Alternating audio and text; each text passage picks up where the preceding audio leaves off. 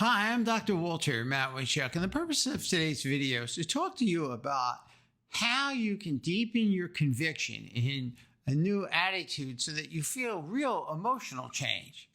People will sometimes get discouraged in REBT because they lightly see how there's an alternative way of thinking about a problem, but they report that they don't feel real emotional change. I help them to see that it's possible to cultivate deep, fundamental emotional change, but there are some things they need to understand about how to do this and why it occurs.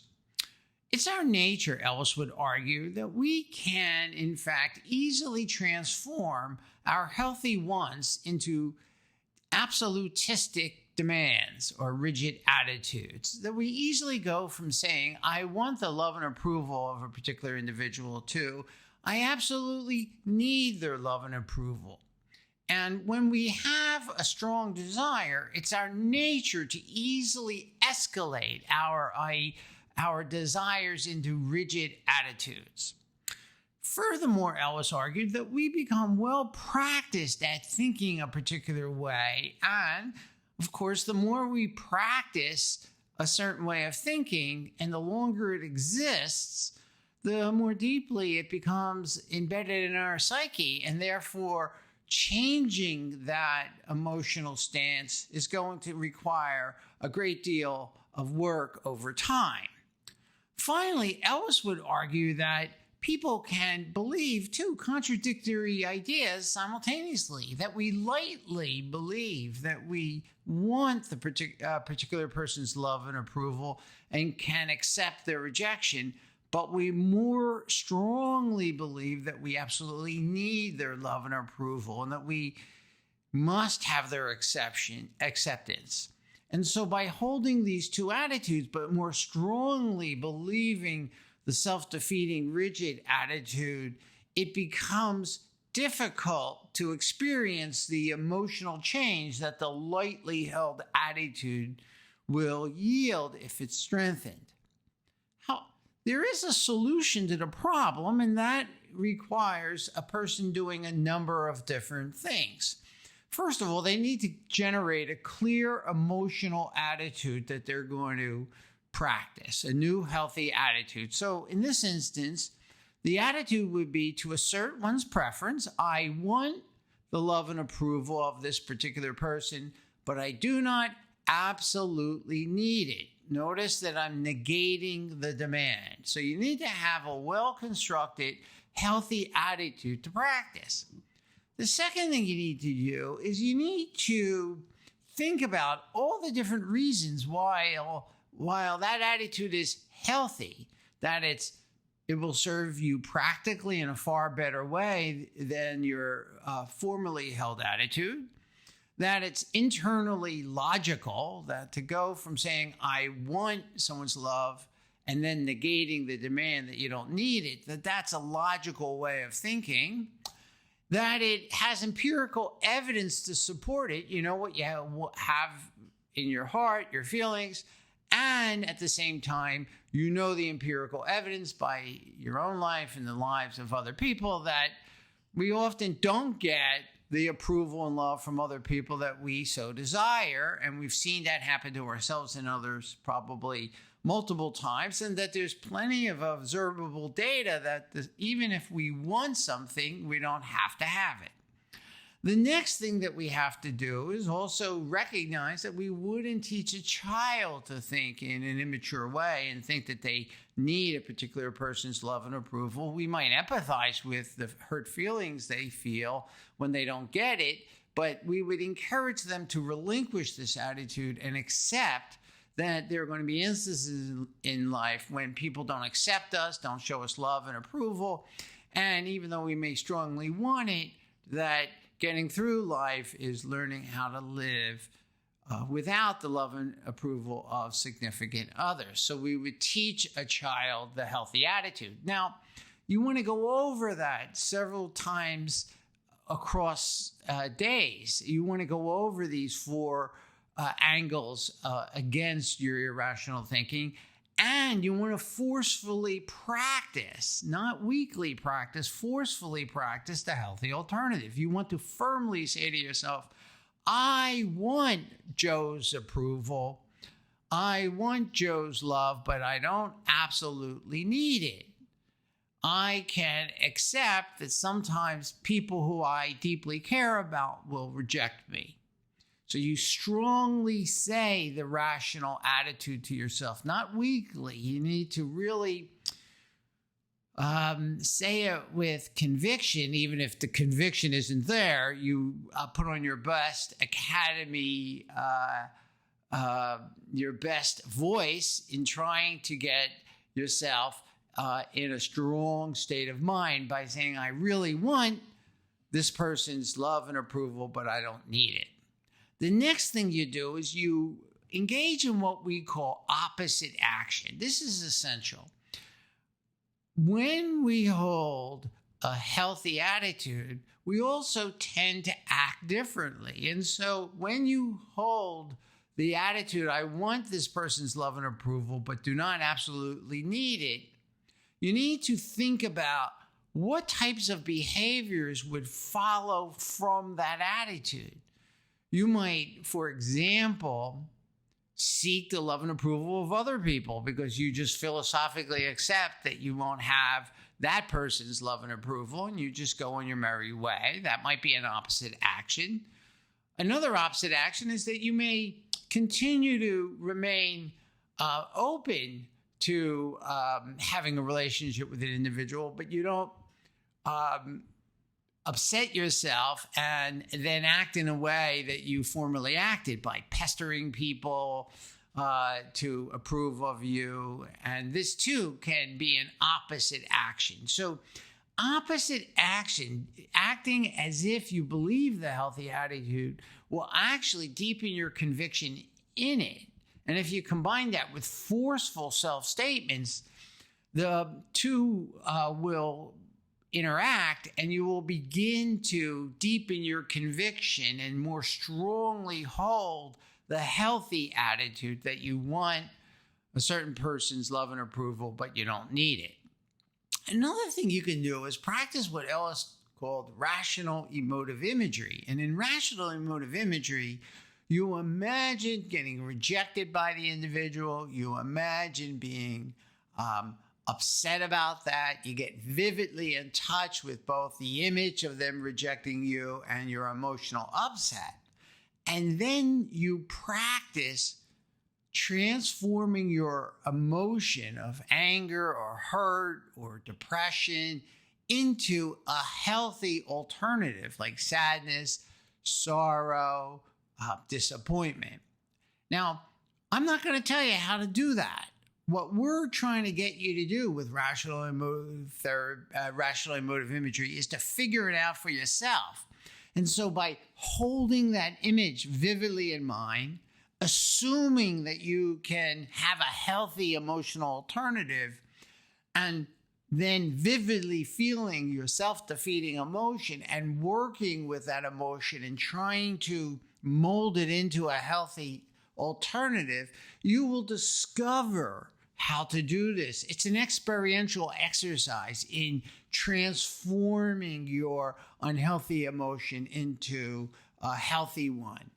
The Stoics, I might add, used to call this premeditatio malorum, which is a Latin term for meditating on the worst case scenario, which would be perhaps death, and becoming comfortable. Even though you might not be happy about dying, you would feel comfortable about that. And I think Ellis really was aware of, and he admitted to being aware of Stoic philosophy and may have even created rational emotive imagery based upon this Stoic practice. But in any event, what you're doing is you're vividly imagine the worst case scenario that you usually get yourself upset about, and then you literally practice experientially changing your emotion into a healthy negative emotion. And you can do that, but be sure not to change the adversity in your imagination. Keep the rejection if that's what you're using rational emotive imagery for, keep that firmly in mind and practice having a healthy emotional reaction against that. And again, like forceful practice of rational attitudes and thinking about all the reasons why the rational attitude is rational, you need to do this across time. You can't just do it one day and think, okay, now I'm going to have deep conviction and really feel differently about things. You really need to practice over time. And I can't tell you how long it will take. It probably will take at least a month, if not more. And then you'll continue to need to maintain that attitude and sometimes go back and practice it again, because REBT would argue that humans, by our nature, easily translate or transform our wishes into rigid attitudes that lead to our emotional disturbance. And because we easily do this, we never really eradicate the tendency to disturb ourselves. And so even though we may deepen our conviction into a healthy attitude, deepen our conviction for a healthy attitude, we may have to go back and maintain that conviction. It's a lot like physical exercise. First of all, if you go to the gym and exercise, you're going to not leave the gym after the first workout and be perfectly fit. You need to recover, rest, and then go back another day, maybe the next day or the day after, and do the same exercise over again. And you're going to need to do that on a regular basis for your cardiovascular fitness to improve or your muscle strength to improve. Once you've done that, though, you need to continue to go to the gym and maintain your physical fitness. And so what we're basing our assumption on is that changing your attitude is a lot like getting in shape. You need to work at it over time, and then you need to maintain it. So you need to have appropriate expectations. And one of the things that will undermine these appropriate expectations is the attitude, well, I shouldn't have to do it this way. It's too hard. I can't stand to practice rational attitudes or healthy, flexible, non-extreme attitudes. And what I would do is challenge that attitude, because you'll never change unless you give it up. You really need to accept the discomfort of daily practice, of whether it be physical practice like going to the gym to get in shape, or psychological, emotional practice like forcefully telling yourself certain new healthy attitudes, or acting in a way, looking for opportunity to act in a way that's opposite to the self-defeating attitude that you've long held.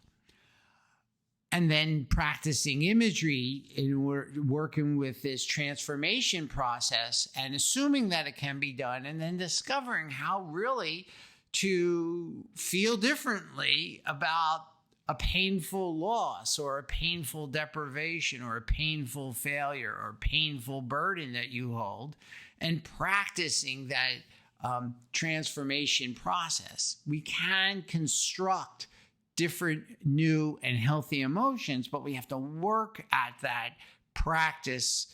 We have to work at constructing those new emotions. Finally, a good idea is to teach REBT to other people. Now, teaching REBT, it involves, when a person talks to you about an emotional problem, laying out some of the principal ideas of REBT and asking them if they're open to it. Now, it's very important that you don't cram REBT down the throats of other people. Not everybody is into giving up their unhealthy emotional reactions. And if you try to persuade them with too much zeal, you may very well strain your relationship with them. So we want you to model tolerance. If your friend talks to you about a problem and they don't want to do anything about it, then you can unconditionally accept them as a fallible human empathize with them, and then after a while politely change the conversation. But on the other hand, there are some people who may very well have never heard about REBT and very much be interested in understanding how to think differently and what the REBT perspective would be on a particular issue. So by teaching other people, you will strengthen your own conviction in these healthy attitudes. In medicine, there's an expression: watch one, do one, teach one. And that expression is essentially using the same learning principles that I'm advocating here, that you, of course, create the new attitude, and then you implement it, and then you teach it to other people through modeling and through discussion. I should mention to you that you can watch one, if you will. Every Saturday, I do a demonstration with a volunteer, and I take a real problem and show them how to apply the REBT perspective to the problem. And by watching this weekly demonstration on a variety of different problems, you too will see how REBT can apply to various problems, and it will help you do your own self-therapy. So this demonstration's free. It's every Saturday at 9 a.m. on Zoom. If you write to me at rebtdoctor@gmail.com, you can get the link. That's REBT and then the word doctor spelled out at gmail.com. Request the link and you too can attend. More importantly, I hope that you see that you are capable of adopting healthy new attitudes, but it really requires work and practice. There are different ways to practice, and that it's important that you accept that the practice is required and not discourage yourself that you can't change, and you can't really feel deep fundamental change. But you will feel that fundamental change if and only if you work at it. So I hope that you listen carefully and that you pick these different strategies, maybe more than one of them, and really over time work at adopting a new attitude. I want a particular person's love and approval, but I absolutely don't need it, and I can have some happiness even if I don't get it, and then act in an opposite way to that, so you act in a way that's consistent with the new attitude and opposite to the old attitude, which is needing a particular person's love and approval. And then practice your rational emotive imagery, work on transforming your depression into sadness, and finally teach it to other people. Teach REBT to other people. It's a sensible philosophy. It's practical. It applies to a broad range of problems. And if you work at it, you too can see significant change in your emotional health. I hope to see you on Saturday.